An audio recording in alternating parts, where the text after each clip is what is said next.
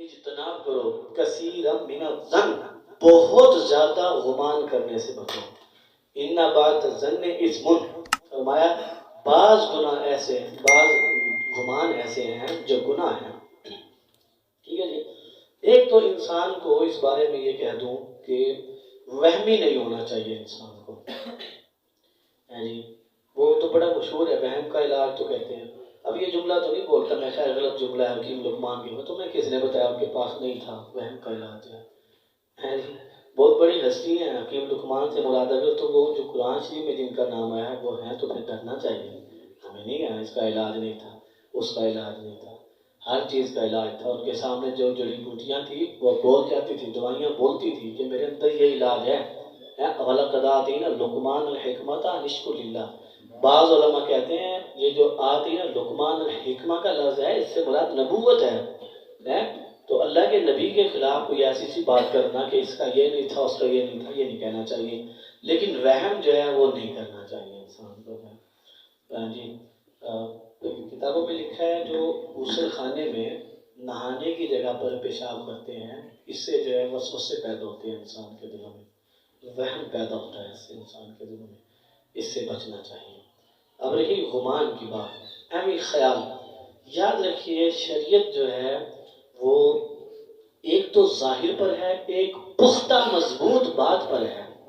اہم تکے نہیں ہیں شریعت میں، اٹکل نہیں ہے یوں ہوا ہوگا یوں ہوا ہوگا.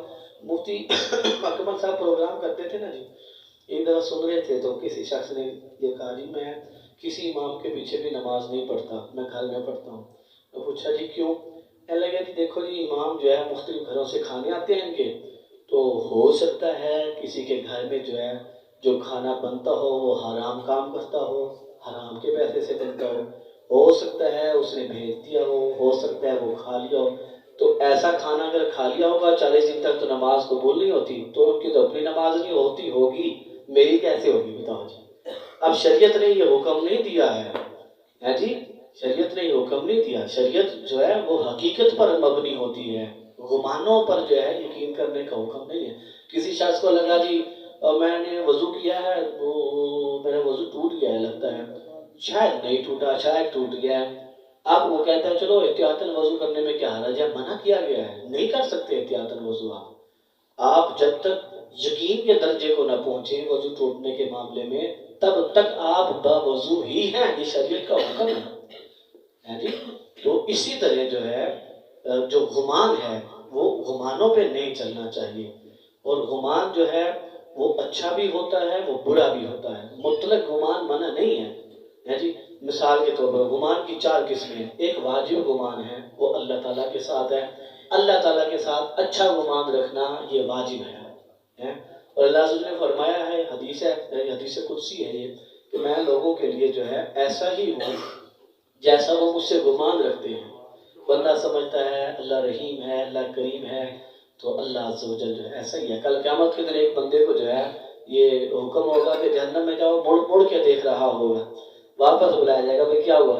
یا اللہ میں تو یہ سنا تھا اور جانتا تھا، یقین تھا کہ تو بڑا رحیم ہے، کریم ہے، تو مجھے کیسے میں اپنے بندے کو دوزخ میں بھیج سکتا ہے؟ تو اتنا رحیم. اللہ فرمائے گا اچھا تیرا گمان ایسا ایسے جنت میں بھیج دو. اللہ ایسا ہے جیسا بندہ جانتا ہے. اللہ بڑا رحیم ہے، بڑا کریم ہے.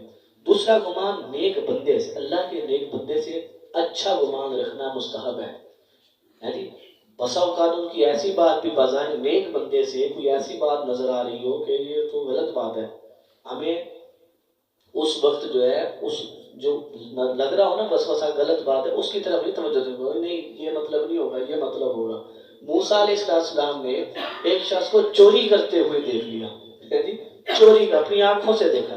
انہوں نے کہا کہ نہیں میں چوری نہیں کر رہا تھا. نے فرمایا اچھا ہو سکتا ہے مجھے دیکھنے میں غلطی لگی ہو، تم چوری نہ کر رہے ہو. یہ حکم ہے جی. اچھا ہی گمان جو ہے نکالنے کی کوشش کرنا. ممنوع جو حرام گمان ہے، بدگمانی جسے کہتے ہیں، وہ ہے اللہ تعالیٰ کے ساتھ جو ہے برا گمان رکھنا.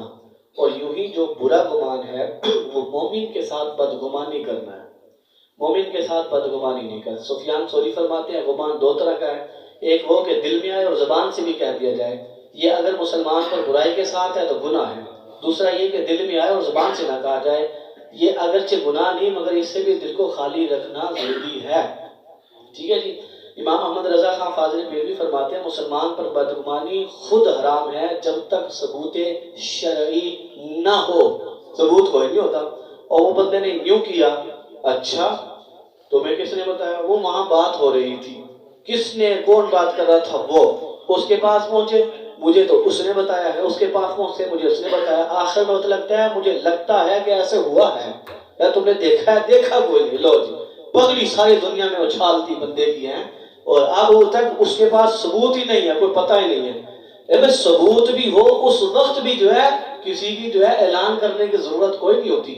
یہ اخبار نویس جتنے ہوتے ہیں اور یہ ہمارا جو نیوز چینل جتنے ہوتے ہیں، انہیں تو ڈرنا چاہیے اللہ تعالیٰ سے، سخت ڈرنا۔ آخرت کو اپنی برباد کر رہے ہیں، یہ عیب تلاش کرتے ہیں لوگوں کے، ٹوہ لگاتے ہیں لوگوں کی، کان لگاتے ہیں لوگوں کی برائیوں پر، اس پر تحقیقات کرتے ہیں، اس کو دنیا کے سامنے اچھالتے ہیں، اپنے معاشرے کی بدترین شکل یہ دکھاتے ہیں۔ آپ دیکھ لیں خبروں میں، وہ 12 سال کی لڑکی کے ساتھ یہ ہو گیا، وہ 3 سال کی بچی کے ساتھ یہ ہو گیا۔ کیا اپنے معاشرے کی شرم آتی ہے ہمیں فیملی کے ساتھ بیٹھے ہوئے؟ کبھی ایسی خبر آ جائے، بندہ کیا منہ دکھائے ایک دوسرے کو؟ ہمارے معاشرہ جب دو لوگ دنیا سنتی ہوگی، یہ جہود و حنود سنتے ہوں گے کہ پاکستان میں یہ ہو رہا ہے، تو ہمارا چہرہ یہ ہے، ہمارا چہرہ کوئی اچھی خبر نہیں، اچھا کچھ ہو ہی نہیں رہا اچھا ہمارے ملک میں، اچھا تو کچھ ہو ہی نہیں رہا، جو ہو رہا ہے برا ہی برا ہو رہا ہے۔ خبر چلا لو، اتنے مر گئے، اتنے کو یوں ہو گیا، اتنے کو وہ ہو گیا، وہ اس کے ساتھ، وہ اس کے ساتھ، وہ یوں ہو گیا، وہ یوں ہو گیا۔ نہیں ہے بھائی، یہ حکم نہیں ہے۔ بدگمانی ہرگز ہرگز ہرگز نہیں کرنی چاہیے۔